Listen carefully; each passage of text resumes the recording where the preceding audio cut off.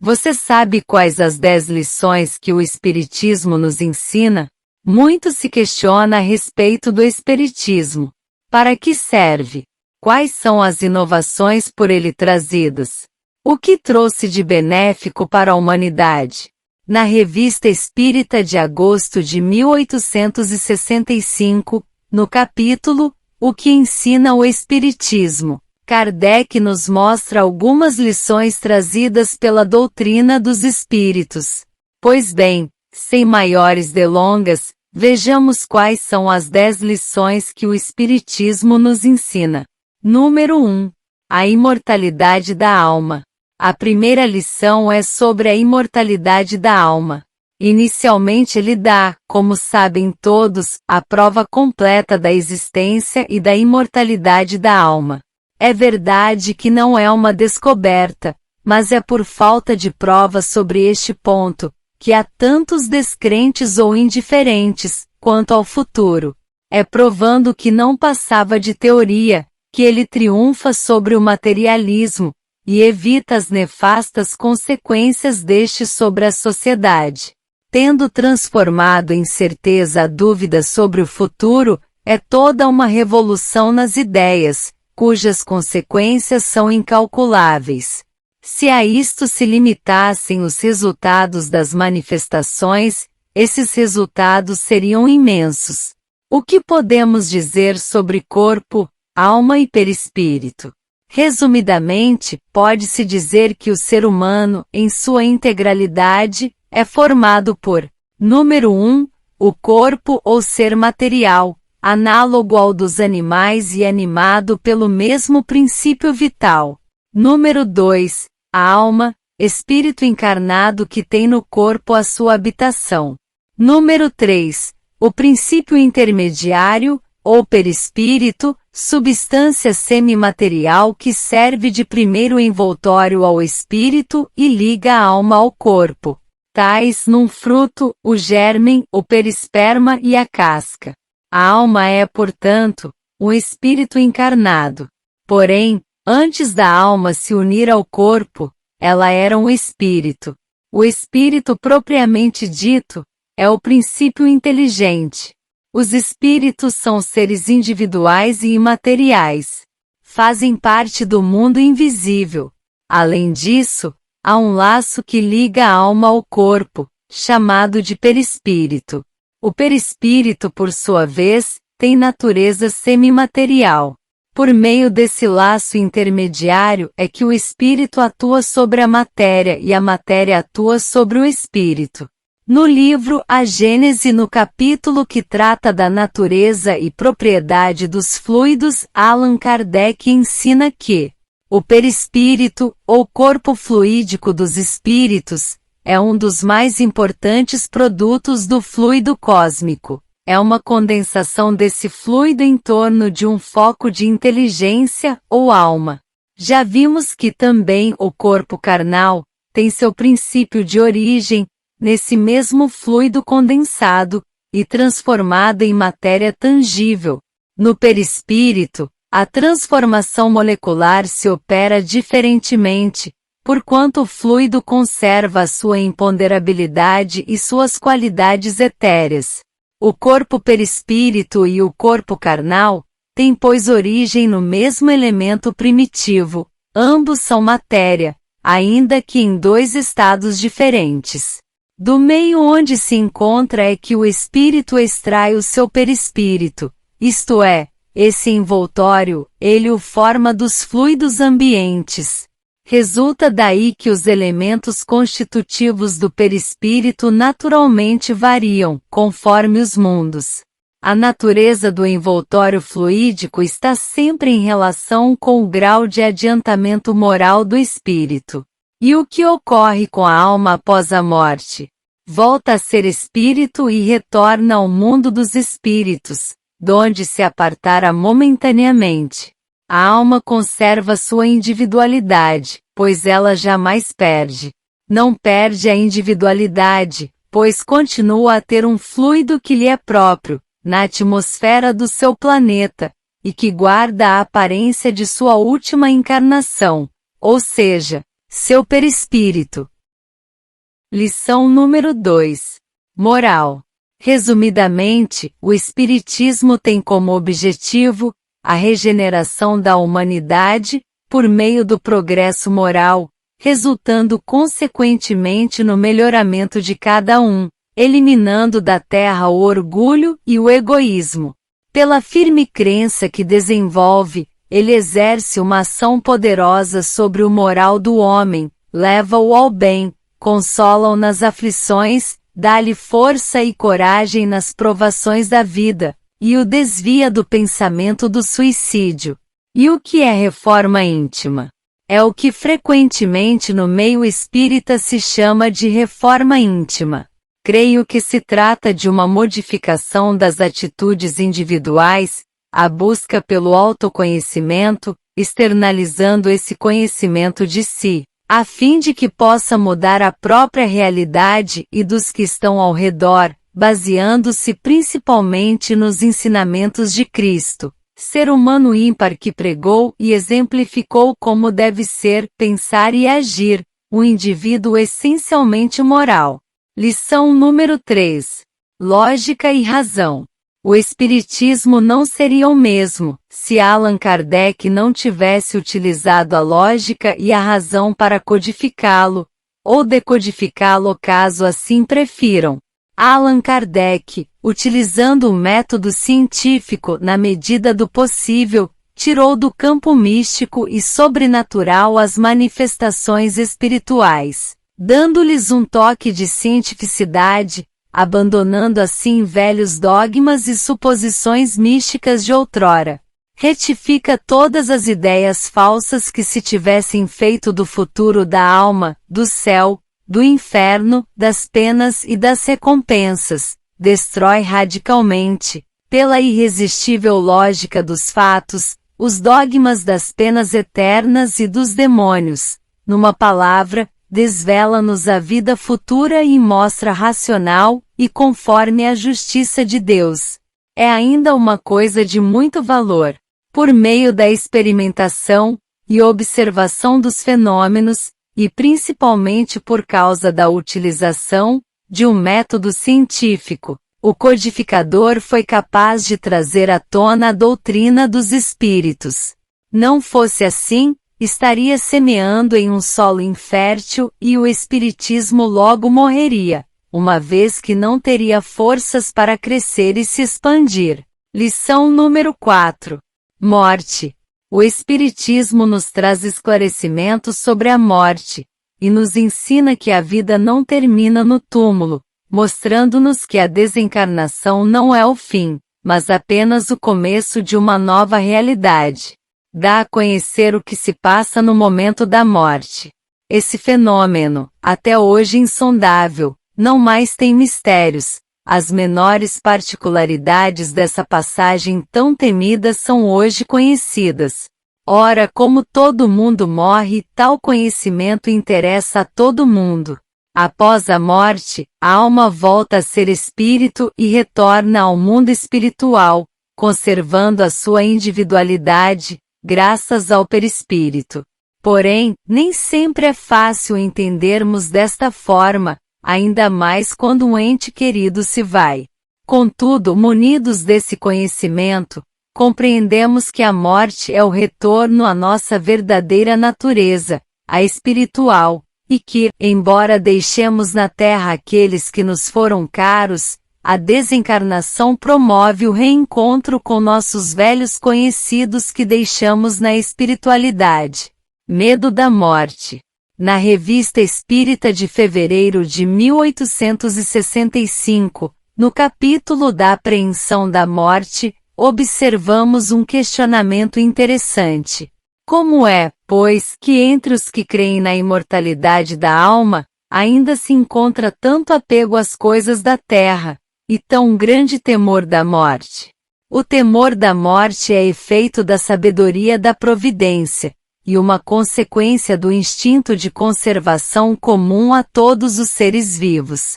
Ela é necessária, enquanto o homem não for bastante esclarecido quanto às condições da vida futura, como contrapeso ao arrastamento que sem esse freio, o levaria a deixar prematuramente a vida terrestre, e a negligenciar o trabalho daqui, que deve servir para o seu próprio adiantamento.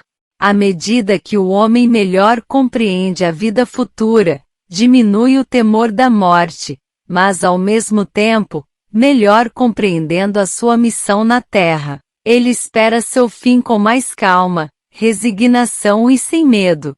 A certeza da vida futura dá outro curso às suas ideias, outro objetivo a seus trabalhos. Pois nem sempre é fácil encarar a morte.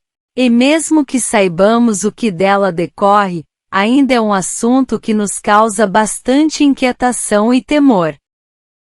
Lição número 5.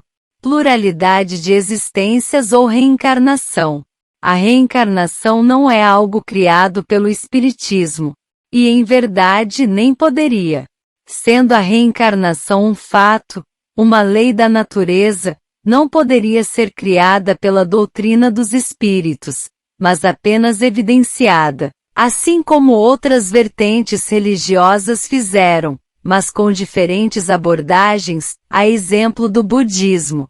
Pela lei da pluralidade das existências, abre um novo campo à filosofia. O homem sabe de onde vem, para onde vai, com que objetivo está na Terra. Explica a causa de todas as misérias humanas, de todas as desigualdades sociais, das próprias leis da natureza como base dos princípios de solidariedade universal, de fraternidade, de igualdade e de liberdade, que se assentavam apenas na teoria. Enfim, lança luz sobre as questões mais árduas da metafísica, da psicologia e da moral. No Livro dos Espíritos, capítulo 5, Considerações sobre a pluralidade das existências, aprendemos que não é novo, dizem alguns, o dogma da reencarnação, ressuscitaram-no da doutrina de Pitágoras. Nunca dissemos ser de invenção moderna a doutrina espírita. Constituindo uma lei da natureza, o Espiritismo há de ter existido desde a origem dos tempos, e sempre nos esforçamos por demonstrar que dele se descobrem sinais na antiguidade mais remota. Pitágoras, como se sabe, não foi o autor do sistema da metempsicose, ele o colheu dos filósofos indianos e dos egípcios, que o tinham desde tempos imemoriais. A ideia da transmigração das almas formava, pois, uma crença disseminada, aceita pelos homens mais eminentes. Assim, a ancianidade desta doutrina, em vez de ser uma objeção, seria prova a seu favor. Contudo, entre a metempsicose dos antigos e a moderna doutrina da reencarnação, há, como também se sabe, profunda diferença, assinalada pelo fato de os espíritos rejeitarem, de maneira absoluta, a transmigração da alma do homem para os animais e reciprocamente.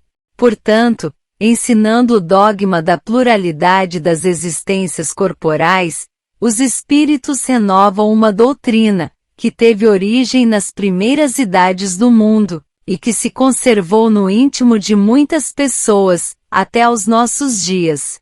Simplesmente, eles a apresentam de um ponto de vista mais racional, mais de acordo com as leis progressivas da natureza e mais em harmonia com a sabedoria do Criador, despindo-a de todos os acessórios da superstição. Circunstância digna de nota, é que não só neste livro, os espíritos a ensinaram no decurso dos últimos tempos, já antes da sua publicação. Numerosas comunicações da mesma natureza se obtiveram em vários países, multiplicando-se depois consideravelmente. Consequências da reencarnação. Na Revista Espírita de abril de 1862, no capítulo Consequências da Doutrina, da Reencarnação sobre a propagação do Espiritismo, vemos que a pluralidade das existências é uma chave que abre novos horizontes, que dá uma razão de ser a inúmeras coisas incompreendidas, que explica o não explicado. Ela concilia todos os acontecimentos da vida com a justiça e a bondade de Deus. Por isso os que haviam chegado a duvidar dessa justiça e a dessa bondade, agora reconhecem o dedo da providência onde o tinham ignorado. Sem a reencarnação, com efeito, a que atribuir as ideias inatas?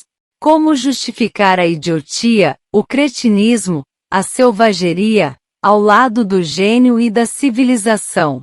A profunda miséria de uns, ao lado da felicidade de outros? As mortes prematuras e tantas outras coisas? O que fez o Espiritismo, por meio da racionalidade, da lógica e do cientificismo, foi mostrar um novo olhar acerca da reencarnação, abandonando o misticismo e as ideias sobrenaturais que a cercavam. Deu um real significado ao que alguns chamam de justiça divina, uma vez que dá novas oportunidades aos espíritos de se reconciliarem e remediarem os erros do passado, dentre outras coisas. Lição número 6. Teoria dos fluidos perispirituais. Dá a conhecer o mecanismo das sensações e das percepções da alma. Explica os fenômenos da dupla vista, da visão à distância, do sonambulismo, do êxtase, dos sonhos, das visões, das aparições, etc. Abre um novo campo à fisiologia e à patologia. No capítulo 14 da Gênese, ao falar sobre a natureza e propriedade dos fluidos, Kardec ensina que os fluidos espirituais que constituem um dos estados do fluido cósmico universal são, a bem dizer, a atmosfera dos seres espirituais, o elemento, donde eles tiram os materiais sobre que operam, o meio onde ocorrem os fenômenos especiais, perceptíveis à visão e à audição do espírito, mas que escapam aos sentidos carnais, impressionáveis somente à matéria tangível, o meio onde se forma a luz peculiar, ao mundo espiritual, diferente, pela causa e pelos efeitos da luz ordinária. Finalmente, o veículo do pensamento, como o aro é do som. Os espíritos atuam sobre os fluidos espirituais, não manipulando-os como os homens manipulam os gases, mas empregando o pensamento e a vontade. Para os espíritos, o pensamento e a vontade são o que é a mão para o homem. Pelo pensamento, eles imprimem aqueles fluidos tais ou qual direção, os aglomeram, combinam ou dispersam, organizam com eles conjuntos que apresentam uma aparência, uma forma, uma coloração determinada. Mudam-lhes as propriedades, como um químico muda a dos gases ou de outros corpos, combinando segundo certas leis. É a grande oficina ou laboratório da vida espiritual. Algumas vezes, essas transformações resultam de uma intenção, outras, são produto de um pensamento inconsciente. Basta que o espírito pense uma coisa, para que esta se produza, como basta que modele uma área, para que esta repercuta na atmosfera. Por análogo efeito, o pensamento do espírito cria fluidicamente os objetos que ele esteja habituado a usar. Um avarento manuseará ouro, um militar trará suas armas e seu uniforme, um fumante o seu cachimbo.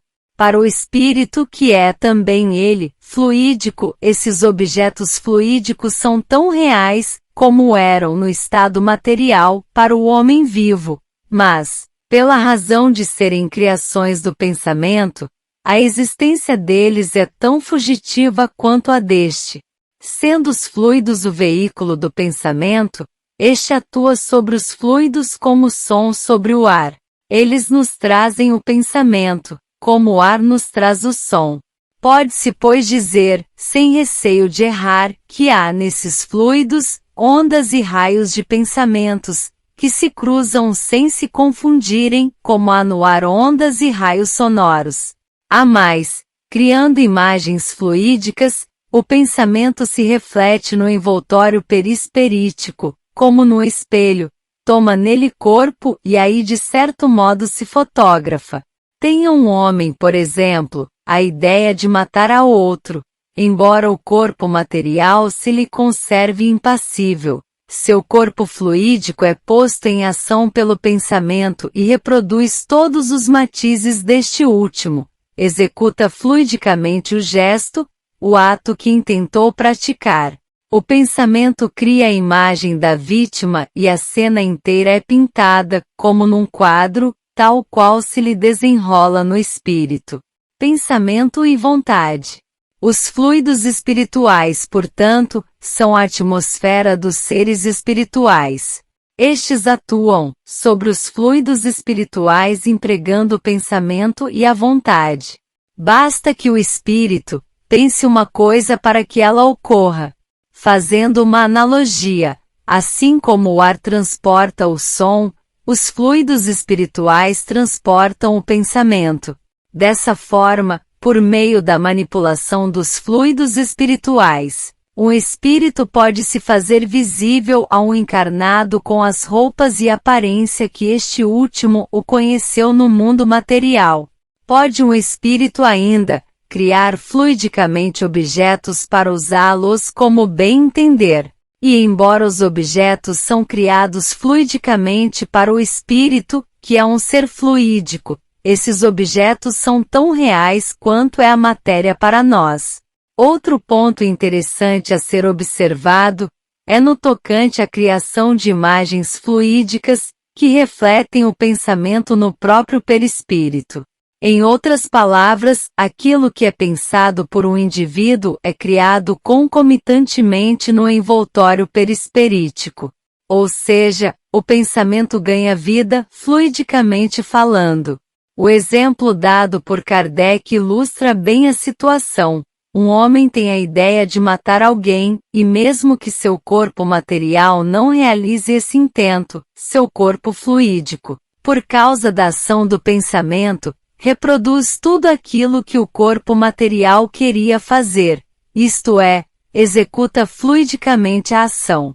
O seu pensamento cria sua realidade, já dizia a física quântica. Agora tudo passa a fazer sentido. Lição número 7. Relações entre o mundo corporal e espiritual. Por tudo que até agora foi explanado, é perceptível a relação que há entre o mundo material e o mundo espiritual. Os encarnados, a todo momento estão se relacionando com os desencarnados, e estes influenciam os primeiros, positiva ou negativamente. Provando as relações existentes entre os mundos corporal e espiritual, mostra uma das forças ativas da natureza, um poder inteligente, e revela a razão de uma porção de efeitos atribuídos a causas sobrenaturais que alimentaram a maioria das ideias supersticiosas. Falar muito mais seria chover no molhado, como dizem por aí. Os espíritos influenciam em nossos pensamentos e atos, mas para não passar essa questão em branco, conforme se questiona na pergunta 459 do Livro dos Espíritos. Mais do que imaginais, pois com bastante frequência são eles que vos dirigem. Daí podemos deduzir que em verdade, nunca estamos sós. E além disso, sendo todos nós influenciados por espíritos em nossos atos e pensamentos, pode-se concluir que não há muita originalidade no mundo. Pode-se ainda afirmar que, de acordo com a qualidade de nossos pensamentos, recebemos intuições a todo momento, tanto para o bem como para o mal. E munidos dessas intuições, respeitado o livre-arbítrio de cada um, escolhemos agir ou não agir. Munidos das intuições podemos, por exemplo, escrever um livro, criar teorias científicas sobre o universo, descobrir a cura de alguma doença. Assim como também podemos caluniar uma pessoa, agredir um desafeto, iniciar uma guerra. Qual intuição iremos acatar? De que forma iremos agir? A escolha só depende de nós. Lição número 8. Obsessões. Ainda falando sobre a influência dos espíritos em nossos atos e pensamentos, as obsessões. Revelando o fato das obsessões, faz conhecer a causa, até aqui desconhecida, de numerosas afecções sobre as quais a ciência se havia equivocado em detrimento dos doentes, e dá os meios de curá-los. O Livro dos Médiuns no capítulo 23, o qual trata da obsessão, diz o seguinte: entre as escolhas que apresenta a prática do espiritismo, cumpre se coloque na primeira linha a obsessão, isto é, o domínio que alguns espíritos logram adquirir sobre certas pessoas. Nunca é praticada senão pelos espíritos inferiores, que procuram dominar. Os bons espíritos nenhum constrangimento inflige. Aconselham, combatem a influência dos maus e se não os ouvem, retiram-se. Os maus, ao contrário, se agarram àqueles de quem podem fazer suas presas. Se chegam a dominar algum, identificam-se com o espírito deste e o conduzem como se fora verdadeira criança. A obsessão apresenta caracteres diversos, que é preciso distinguir e que resultam do grau do constrangimento e da natureza dos efeitos que produz. A palavra obsessão é, de certo modo, um termo genérico, pelo qual se designa esta espécie de fenômeno, cujas principais variedades são a obsessão simples, a fascinação e a subjugação. Obsessão simples. Quando um espírito malfazejo se impõe a um médium, se imiscui, a seu mau grado, nas comunicações que ele recebe, o impede de se comunicar com outros espíritos e se apresenta em lugar dos que são evocados. Ninguém está obsidiado pelo simples fato de ser enganado por um espírito mentiroso. A obsessão consiste na tenacidade de um espírito, do qual não consegue desembaraçar-se a pessoa sobre quem ele atua. Na obsessão simples, o médium sabe muito bem que se acha presa de um espírito mentiroso e este não se disfarça. De nenhuma forma dissimula suas más intenções e o seu propósito de contrariar. O médium reconhece sem dificuldade a felonia e, como se mantém em guarda, raramente é enganado. Este gênero de obsessão é, portanto, apenas desagradável e não tem outro inconveniente, além do de opor obstáculo às comunicações que se desejara receber de espíritos sérios, ou dos afeiçoados. Podem incluir-se nesta categoria os casos de obsessão física, isto é, a que consiste nas manifestações ruidosas e obstinadas de alguns espíritos, que fazem se ouçam, espontaneamente. Na obsessão simples, o indivíduo que está submetido pela ação dos espíritos perturbadores, tem consciência daquilo que está fazendo, ainda tem lucidez. Existe uma ação esporádica dos entes espirituais sobre a pessoa, e quando essas investidas espirituais ocorrem, o indivíduo age com agressividade, descontrole e logo depois volta ao normal. Em outras palavras, aquele que está sob a ação negativa dos espíritos dá uma surtada, roda a baiana, depois pede desculpas e tudo volta ao normal. Contudo, se o indivíduo não busca a modificação dos seus pensamentos e formas de alterar suas ações, esses surtos passam a ocorrer com maior frequência e maior profundidade, recaindo na outra espécie de obsessão, a fascinação. Fascinação. Na fascinação, há a supressão do discernimento do fascinado. Fascinado é aquele que sofre a investida das entidades tenebrosas. O fascinado perde a autocrítica, perde a capacidade de autoavaliar-se. O fascinado é capaz de escrever, falar e dizer coisas absurdas, acreditando serem as mais belas. O fascinado não admite que está sendo enganado. A fascinação tem consequências muito mais graves. É uma ilusão produzida pela ação direta do espírito sobre o pensamento do médium, e que de certa maneira, lhe paralisa o raciocínio, relativamente às comunicações. O médium fascinado não acredita que o estejam enganando. O espírito tem a arte de lhe inspirar confiança cega, que o impede de ver o embuste e de compreender o absurdo do que escreve, ainda quando esse absurdo salte aos olhos de toda a gente. Assim, quando não se resolve a fascinação, a tendência é que a obsessão se aprofunde para o terceiro nível, a subjugação. Subjugação.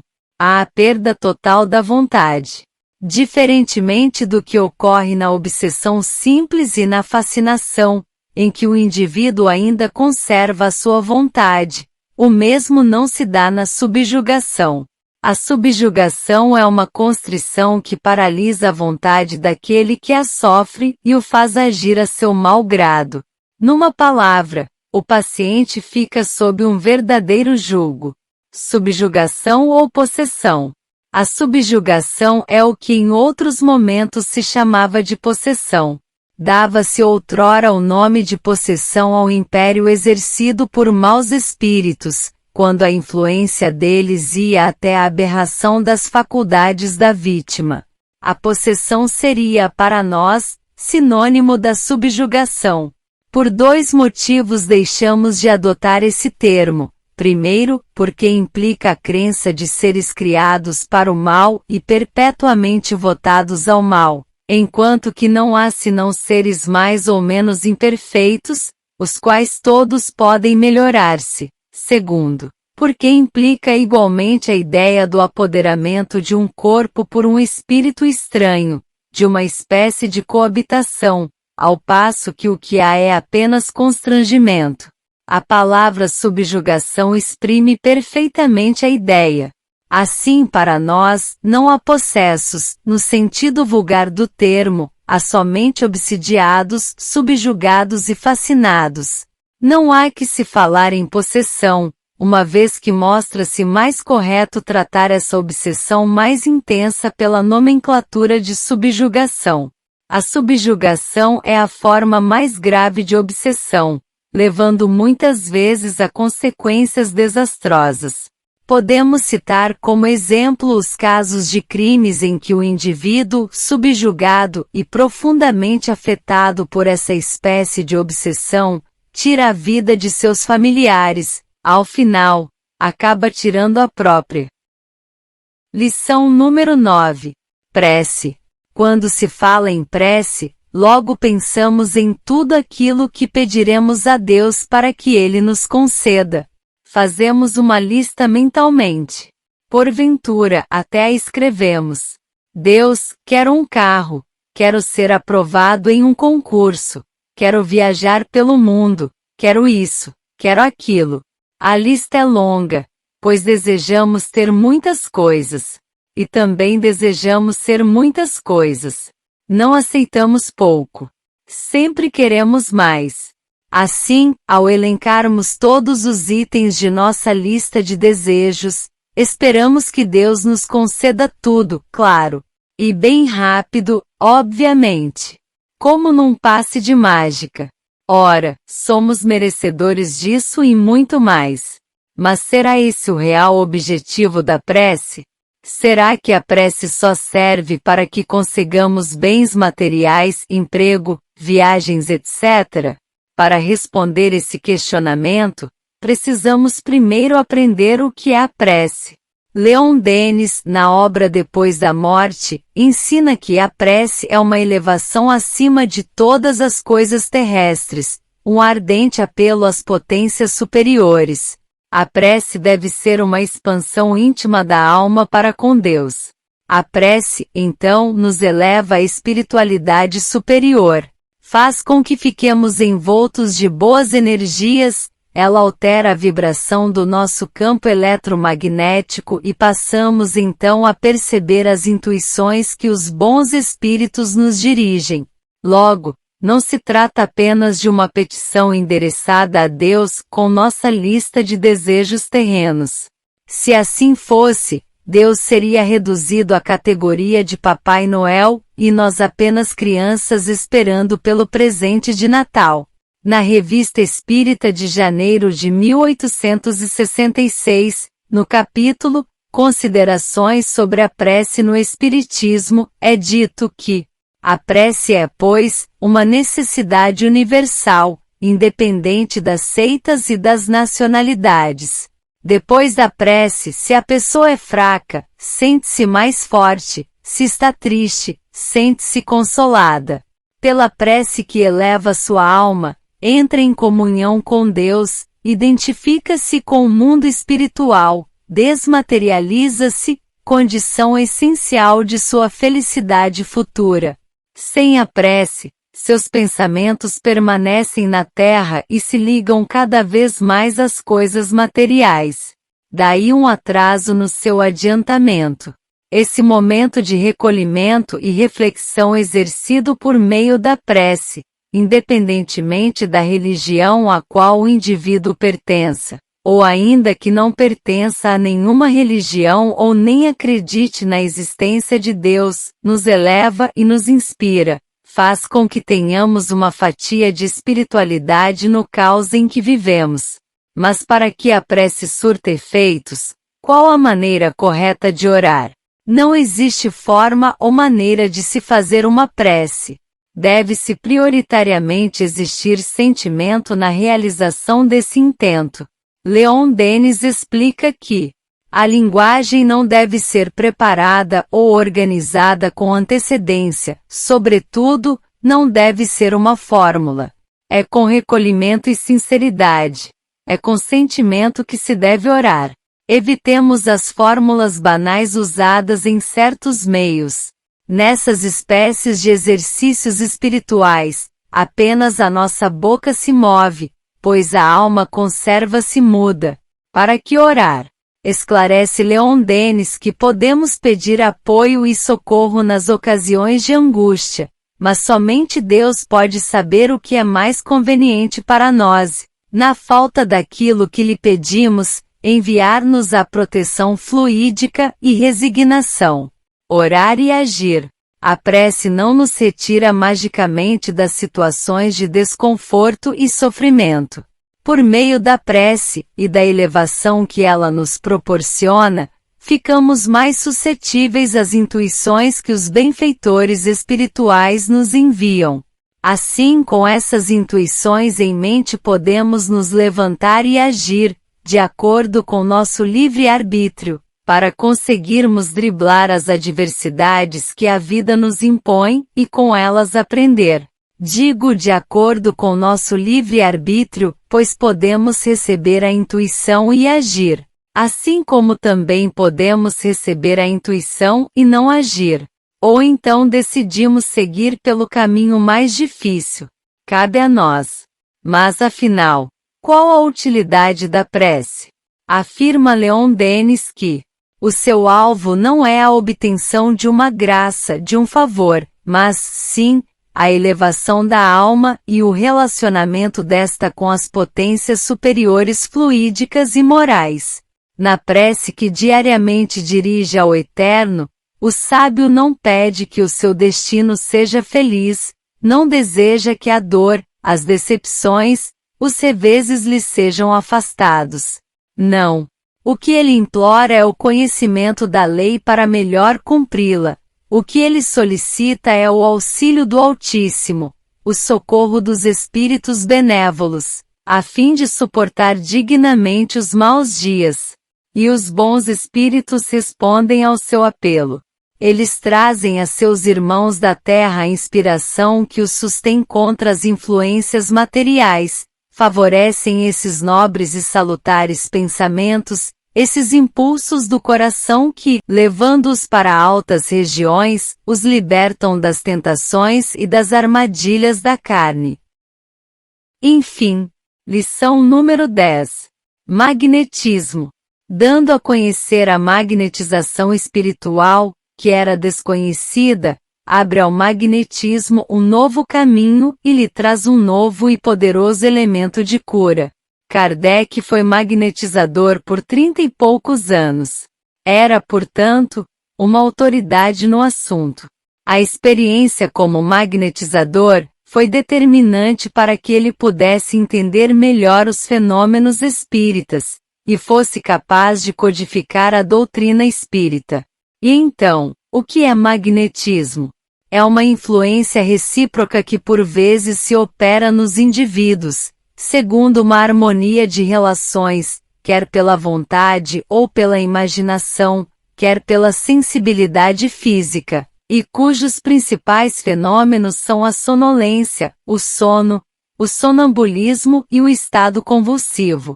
Na Revista Espírita de março de 1858, no tocante ao magnetismo e espiritismo, observamos que, quando apareceram os primeiros fenômenos espíritas, algumas pessoas pensaram que essa descoberta, se é que se pode usar esta palavra, iria desferir um golpe de morte no magnetismo, e que aconteceria como ocorre nas invenções. A mais aperfeiçoada determina o esquecimento de sua predecessora.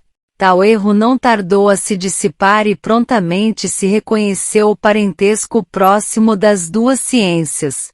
Com efeito, baseando-se ambas na existência e na manifestação da alma, longe de se combaterem, podem e devem prestar-se mútuo apoio, pois elas se completam e se explicam mutuamente.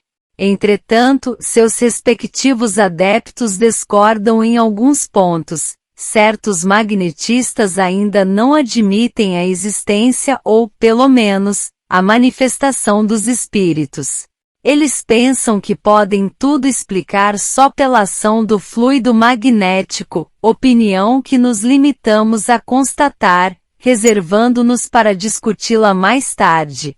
Nós mesmos a partilhávamos a princípio, mas, como tantos outros, tivemos que nos render à evidência dos fatos.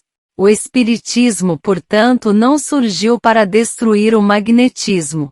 Na verdade, espiritismo e magnetismo são semelhantes, complementam-se e explicam-se. O magnetismo preparou o caminho do espiritismo, e os rápidos progressos desta última doutrina são incontestavelmente devidos à vulgarização das ideias sobre a primeira, dos fenômenos magnéticos, do sonambulismo e do êxtase às manifestações espíritas a apenas um passo. Sua conexão é tal que, por assim dizer, é impossível falar de um, sem falar do outro. Se tivermos que ficar fora da ciência do magnetismo, nosso quadro ficará incompleto e poderemos ser comparados a um professor de física que se abstivesse de falar da luz. Então, concluímos que o Espiritismo nos ensinou e ainda nos ensina diversas lições. Essas são apenas algumas delas, talvez as principais.